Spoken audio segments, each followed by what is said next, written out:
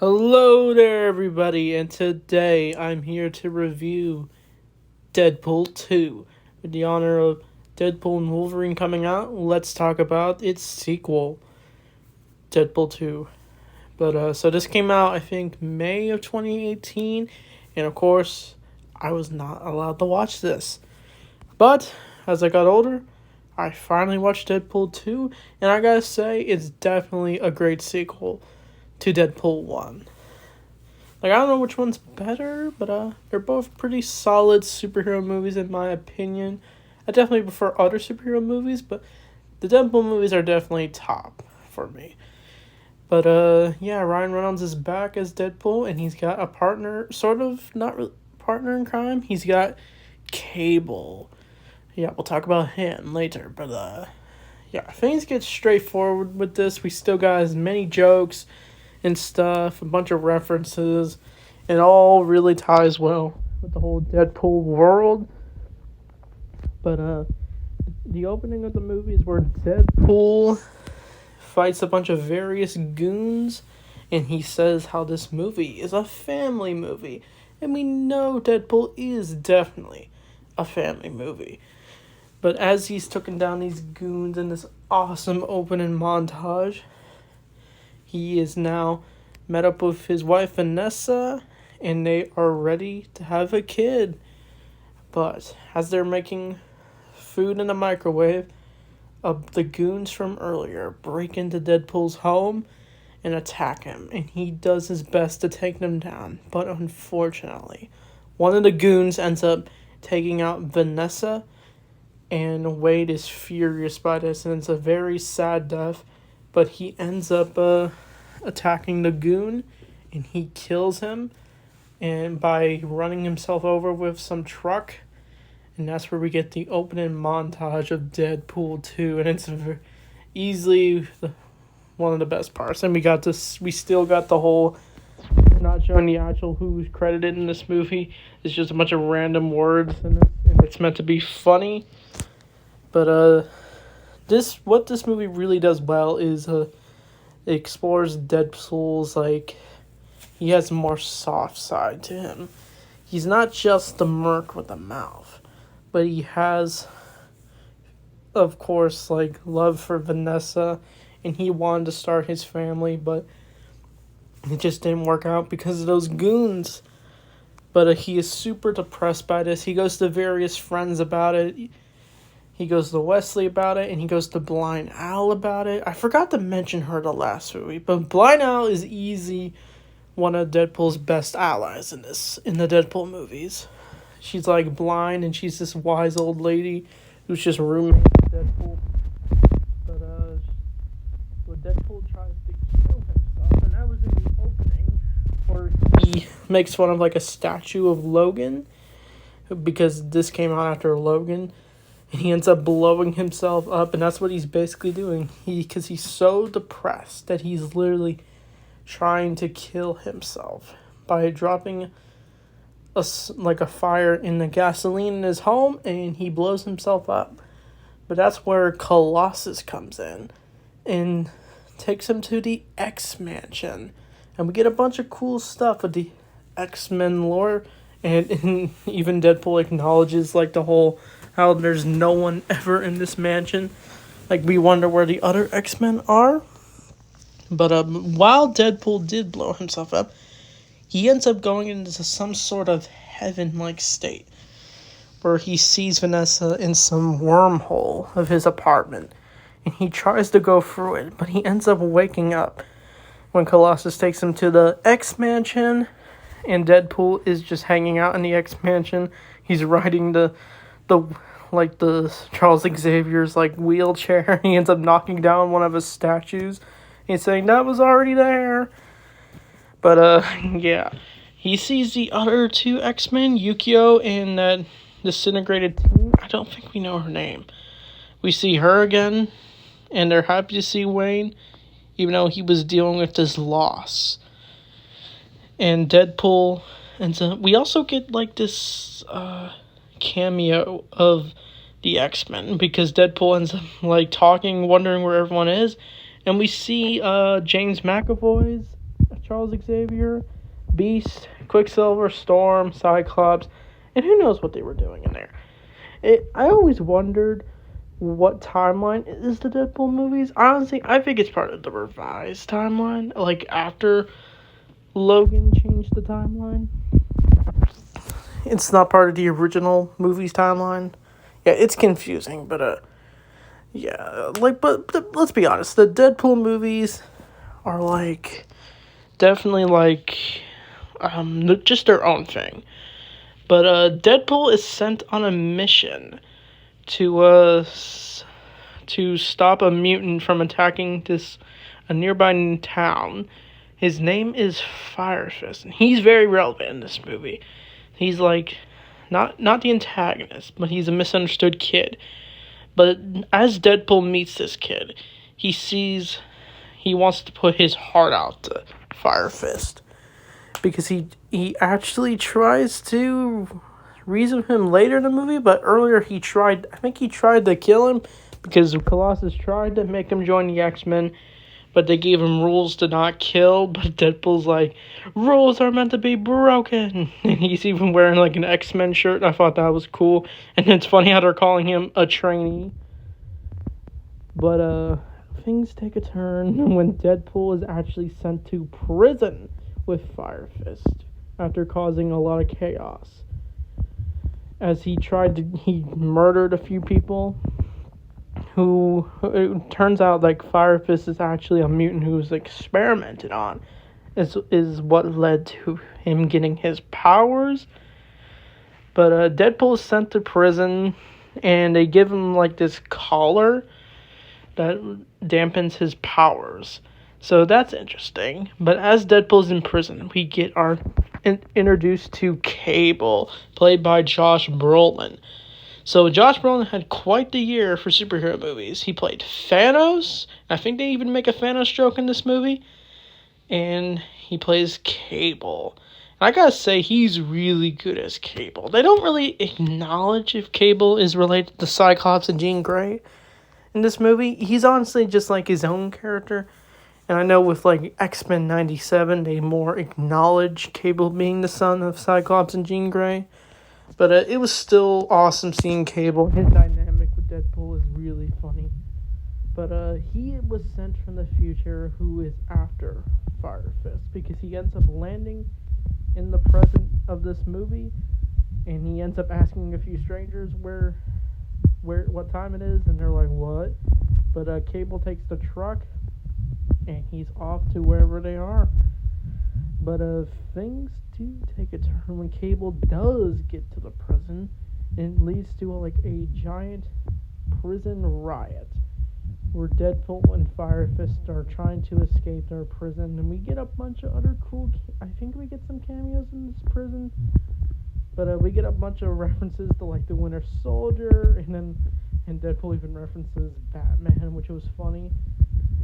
But when Cable, I'm kind of jumping a bit, sorry, but Cable and Deadpool end up getting into a fight because he's after Fire Fist, and the two end up flying out of the prison because Deadpool ends up getting his collar off by smacking on the floor during the fight, and he ends up falling out of the prison.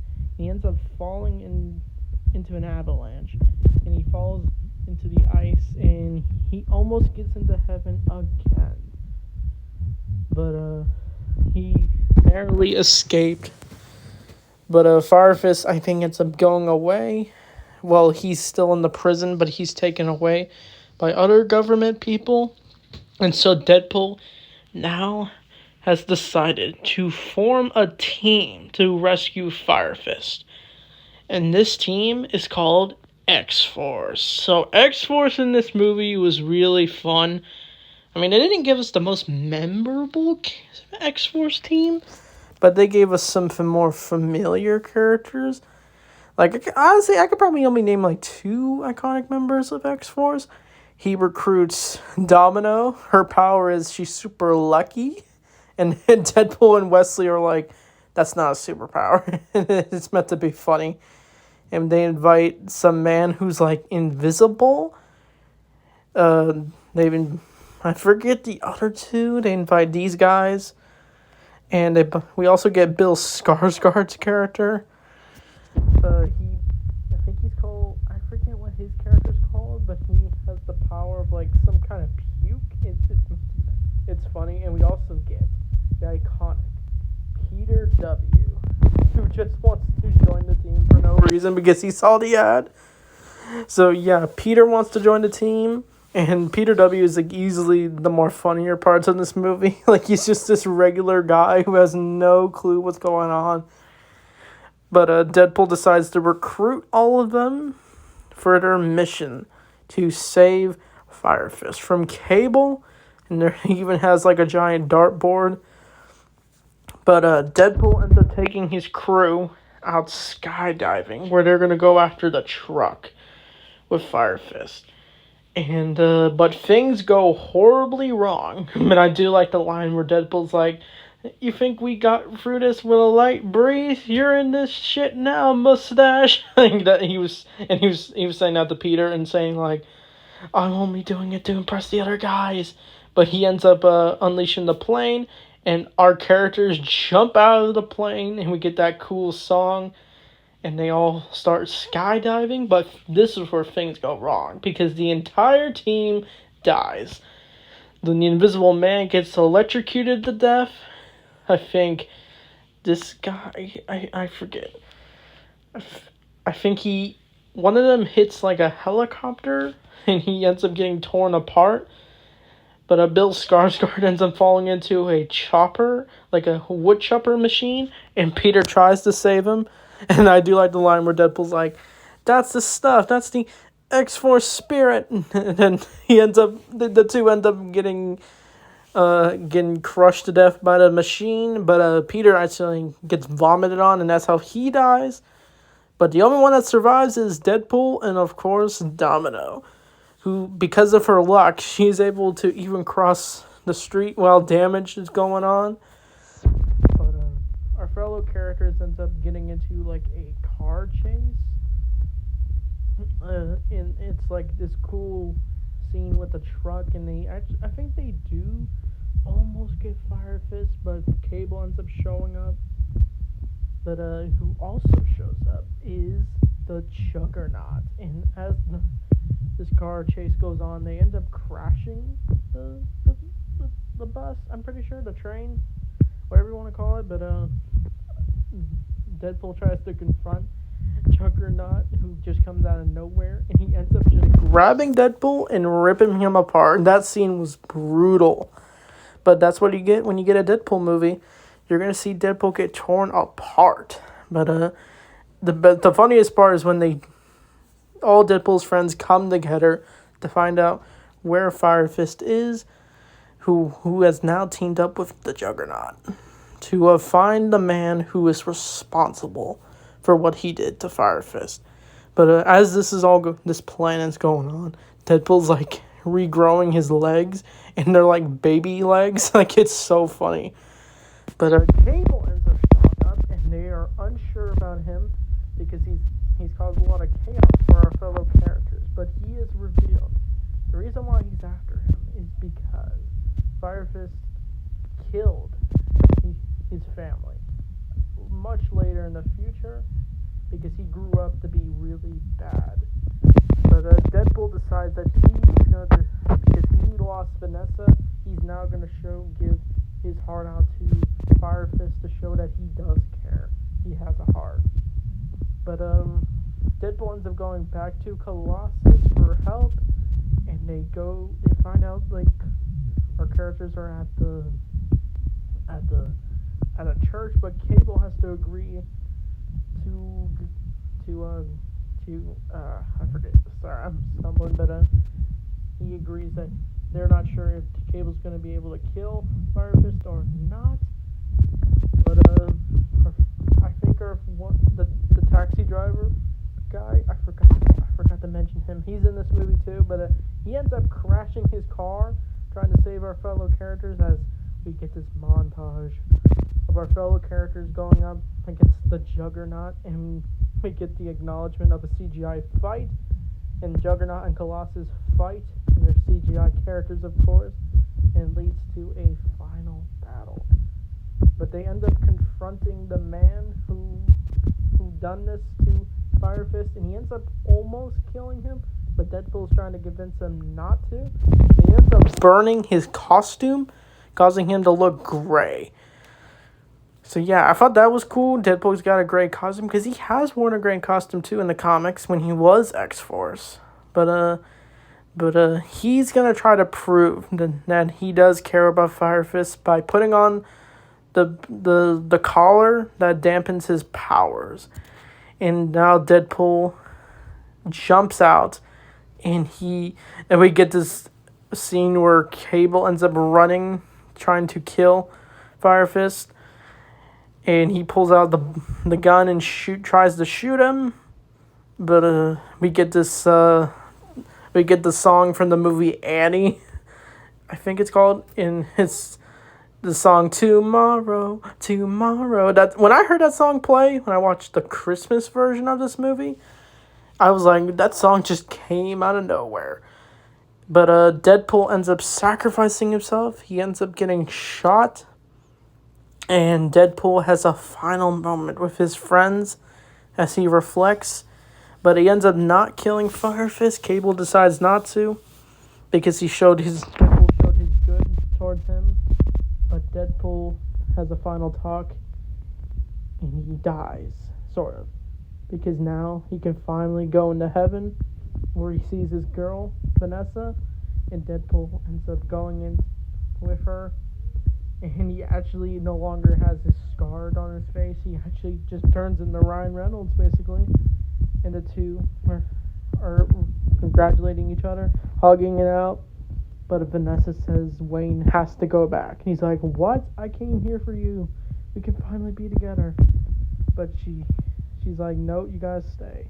You gotta stay back. And then the two decide to make out one last time, as Cable has used his time travel device, and it turns out his time travel device only works 2 times. One to get to the present where he needed to go, and one to go back, but he uses it to save Wayne at the last second, and they do save him. And our characters finally come together at the end, happily ever after. So that's Deadpool 2, and we get an after credit scene. This is easily probably my favorite after credit scene. It's where Deadpool actually he gets his friends to fix Cable's time travel device, and he uses it to actually fix everything that has happened. He ends up saving Vanessa from death. He ends up saving Peter's life, but he also goes back in time to kill Deadpool from X-Men Origins Wolverine, and we get a small cameo from Hugh Jackman's Wolverine, even though it's archived footage, but it was still cool, and it'd be foreshadowing the crossover we finally get with Deadpool and Wolverine, and Deadpool actually kills Ryan Reynolds as he finished the script of Green Lantern. Yeah, it's another jab at Green Lantern, but if you watch the super duper cut version of this, he actually kills Baby Hitler. And I did like the line later where they bring up the whole time travel not being able to work thing, and Deadpool's like, well, that's just lazy writing. Maybe it was. But Deadpool actually cannot resist killing Baby Hitler, and he's like, hey, I got a friend named Cable. He loves killing kids. And that's Deadpool 2. So this was a really fun movie. A lot of good action, a lot of more emotion. And yeah, great performance by Ryan Reynolds as always. And I loved X-Force. Fun fact about this movie, it inspired me to make my own superhero team. And I actually made a comic that has Deadpool go back in time. And he actually goes into another dimension and forms his own team. And he actually goes back in time, back to his multiverse or whatever. Yeah, I made this comic. It's not the best, but I just love how this movie inspired me. That's what I gotta say about Deadpool. I'd probably give this movie probably the same as I gave Deadpool 1. I think I gave it an 8 out of 10, so I'll give this movie an 8 out of 10. I don't think I really had any issues with it. It was overall a fun movie, and I'm excited to review Deadpool 3. But I'm going to review the Wolverine movies, starting with the infamous X-Men Origins Wolverine. So look forward to that. So anyway, thanks for watching, and I'll see you guys next time.